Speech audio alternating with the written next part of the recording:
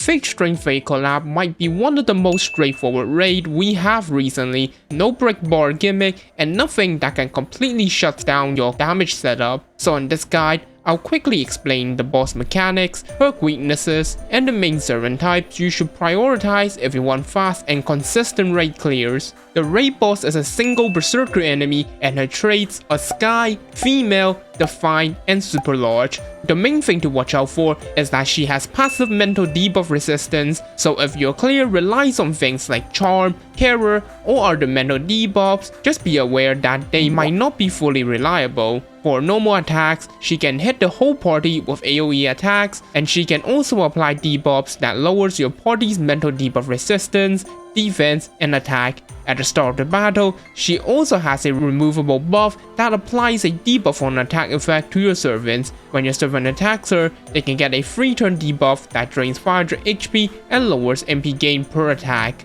So the main strategy is simple, kill her as fast as possible. There are 4 main types of damage dealers I will look for at this raid. First, you have servants with trait-based special attack. Examples include Nemo, Summer Castoria, Lancer Skadi, Taigongmon, and other DPS options with relevant trait damage. These servants are especially good because special attack damage can scale very hard when combined with event damage bonus, MP damage buffs, and Oberon. Second, you have servants who can force strong card damage setups. Servants like Uogameri or CL are very good because they can make crit turns much more consistent by controlling the command deck, making it easier to land brave chains and crits after the MP. One underrated option here is Hakuno. Hakuno can use 10% MP gauge to reset the command deck, which can work almost like a pseudo command deck lock. On top of that, Hakuno can apply special attack against Sky, Earth, or human enemies with skill 3,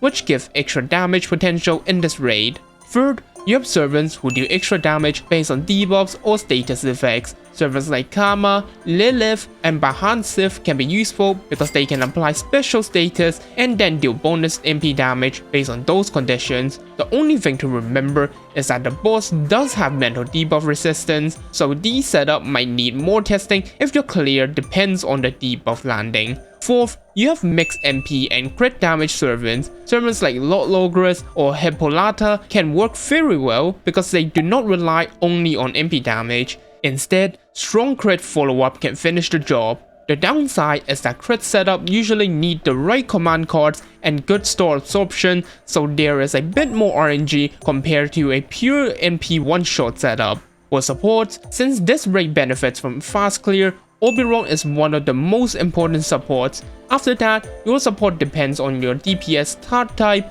However, there are a few things to remember. For Arts DPS, Castoria and Summer Merlin is a standard art support. However, Summer Merlin is actually a better offensive support pick than Castoria, as she has identical arts and attack support stats, plus she gives crit support buffs. For Buster DPS, Merlin and Koyanska are both good, but for this raid specifically, if you're relying on one big burst of crits, Merlin can be extremely valuable because he gives strong Buster support, attack, and huge crit damage, whereas Koyanska is better when you need cooldown reduction, battery, and Buster looping style setup. For quick DPS, your main choice are the Skadis. Ruler Skadi is great if you want quick support plus Buster crit support, while Caster Skadi is better if your setup relies on quick quads and quick crits. Kazuya Drop and Flora are also worth considering. Kazuya Drop can apply strong defense down and quick resistance down to the enemy, which helps boost your DPS damage.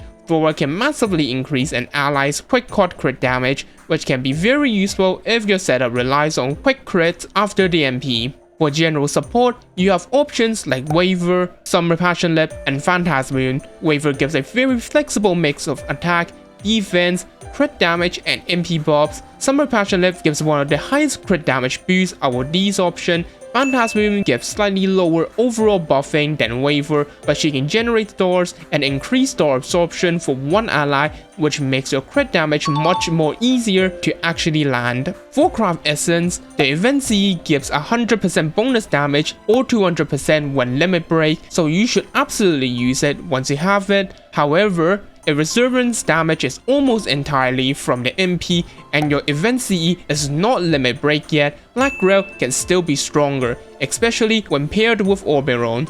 Overall, this raid is less about solving complicated gimmicks and more about building the highest burst damage setup possible. Pick a DPS who can exploit the boss trades, stack the right support, use Oberon if you're going for one turn clear, and choose your CE based on wherever your damage is coming from MP, crits, or both.